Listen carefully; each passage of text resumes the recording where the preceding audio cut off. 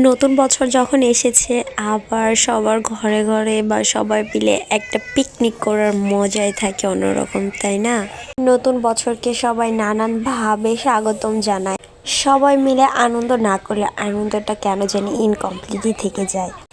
সবাই মিলে আনন্দ করব বলে আমরা ডিসাইড করে নিলাম একটা ছোট্ট পিকনিকের অ্যারেঞ্জ করা যাক। তারপর আমরা একটা ছোট্ট করে পিকনিকের অ্যারেঞ্জ করছি।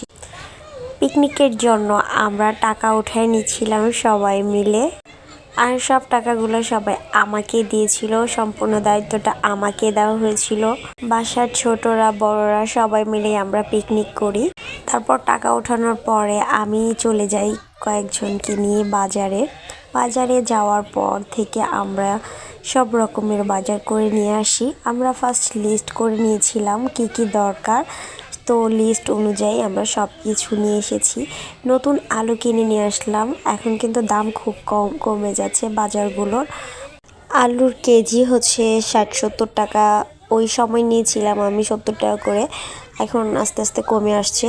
এই ভিডিওটা আমরা 1 তারিখেই করেছিলাম, আর পিকনিকটাও করেছিলাম 1 জানুয়ারিতে, বাট সময়ের অভাবে আমি ভিডিওটা এডিট করতে পারি নাই আর আপনাদের মাঝে শেয়ার করতে পারি নাই।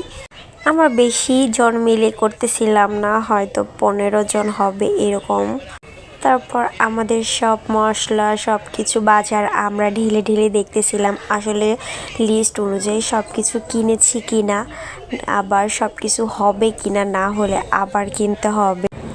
তারপর বাচ্চারা যারা আছে ওরা আমার কাজে হেল্প করতেছিল, ওরা সব ঢেলে দেখাচ্ছিল আর বলতেছিল আন্টি সব রকমই সব কিছু বাজার করা হয়ে গিয়েছে। এই যে ওরা সবাই আমাকে আমার কাজে হেল্প করতেছে। আমরা সবাই টুকিটাকি একটা না একটা কিছু করি, তাহলে কাজটা তাড়াতাড়ি হয়ে যায়। কথায় আছে 10 মিলে করি কাজ, হারি জিতি নাহি লাজ। সবাই মিলে একসাথে করলে কাজটা কিন্তু অনেক সহজ হয়। তারপর ঝটপট করে আমরা সব কিছু কেটে রেডি করে নিয়েছিলাম। আদা রসুন সব কিছুই এখন ব্লেন্ড করা হবে। এই জাতাটার সাহায্যে আদা রসুন আমরা থেতো করে নিয়েছিলাম। আসলে হচ্ছে এটাকে কি বলে, বাটা বলে না কি একটা, যাই হোক আমরা ব্লেন্ডারে করতে চাইছি। ব্লেন্ডারে ব্লেন্ড করলে এটা বেশি পানিশা হয়ে যায়, ভালো লাগে না, এই জন্য ওটাতে করে নিচ্ছিলাম। তারপরে এইখানে পোলার চালগুলো নিয়ে নিয়েছি। নেওয়ার পরে একটা বড় পাত্র দেওয়া হয়েছে চুলার উপরে।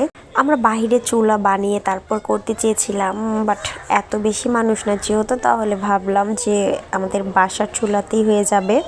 তারপর ওই পাত্রে পরিমাণ মতো বলতে আমাদের 1/2 লিটার তেল পুরোটাই লেগেছিল আর পুরোটাই দিয়ে দিয়েছিল। এইটা একটা আমাদের পাশে ভাবি রান্না করতেছে। আমি সব কিছু অ্যারেঞ্জ করে দিয়েছি, সব ঠিকঠাক করে দিয়েছি, বাট আমি রান্না করি নাই, আমি রান্না করতে পারিও না।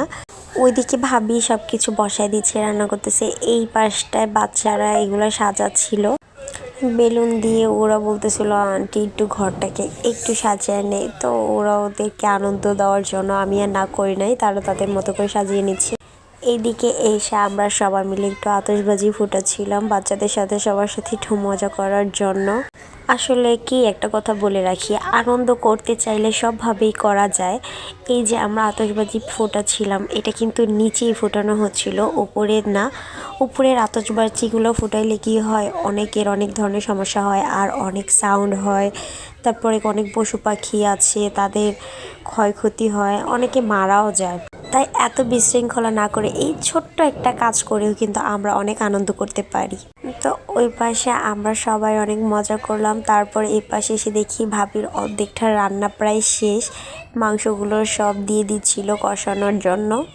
ভাবি অনেক মজা করেই রান্না করে, ওনার নাকি আগে এরকম ডেস্কি বড় বড় ডেস্কি ভরে 2 ডেক্সি করে রান্না করা লাগছে। এই জন্য ভাবিকে পুরোটা দায়িত্ব দিয়ে দিয়েছিলাম, কারণ রান্নার কাজটা খুব কমই পারি আমি, ততটাও কম পারি না, পারি আর কি, বাট ওটা হচ্ছে এতগুলো মানুষের খাবার, এই জন্য আর আমি রিস্ক নিতে চাই নাই। 2-1 জন হলে হয়তো নিতাম। ভাবি সব কয়টা মশলা যা যা লাগে সব পরিমাণ মতো দিয়ে দিয়েছে। তারপরে মাংসগুলো দিয়ে দিচ্ছিল, অল্প অল্প করে মাংস দিয়ে তা হচ্ছে ভালোভাবে কষিয়ে নিচ্ছে। ভালো মতো এগুলোকে নেড়ে মিক্স করা হয়েছে। তারপর এখানে সামান্য পরিমাণ কিছু পানি দেওয়া হচ্ছে।